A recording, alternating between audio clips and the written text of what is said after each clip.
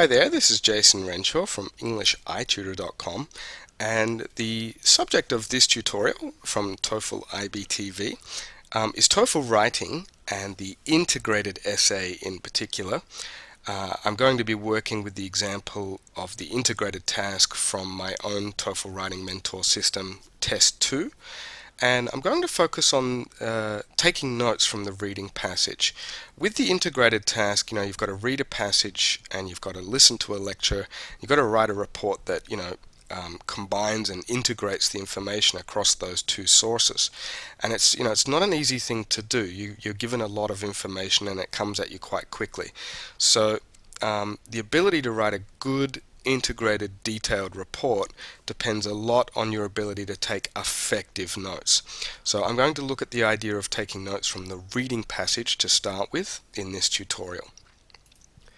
Now let's look at some essential strategies first. When you're given the reading passage in the integrated task, here are a couple of strategies I'd like you to bear in mind.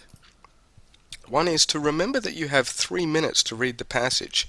It's not a long passage, and you do actually have plenty of time. So the key strategy here is not to panic. You will actually find that 3 minutes is actually plenty of time to really get a grip on that passage. Compared to the speaking tasks, for example, where you get such a limited amount of reading time, this is actually a lot easier to handle. The passage is longer, but you do get a lot more time to read it.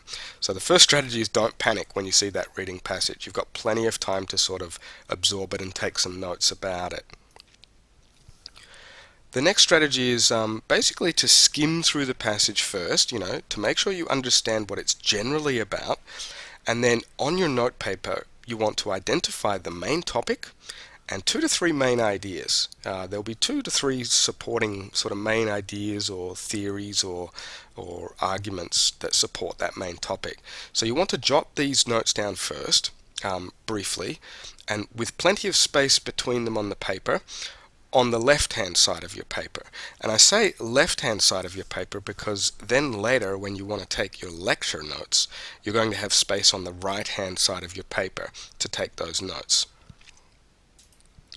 Once you've identified your main topic and your main ideas, then you can use the rest of your reading time to go back through the passage again and then more carefully try to write down some of the additional detail for each of those main ideas you identified.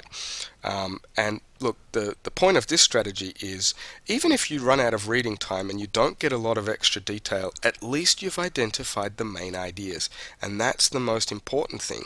The additional detail will just help you make a more enhanced report that is better supported or more detailed. But if you don't have those main ideas to start with, you're going to be really sort of struggling.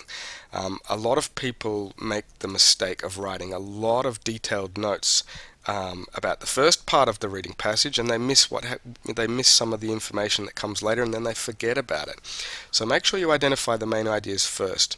Now I'll show you how this works in when you actually apply it.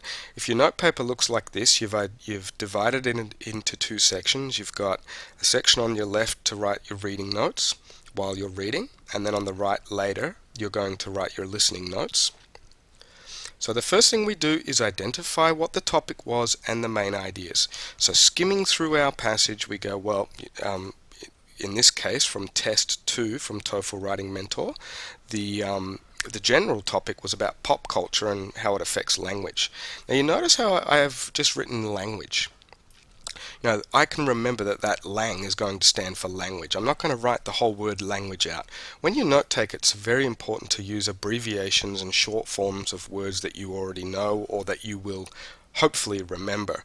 And one of the main ideas here that was mentioned was entertainment, literature and sport. Again, I've abbreviated some of these words, but that main idea seemed to extend, from what I could tell on my skimming, to the idea of teens and parents and how their language is a bit different.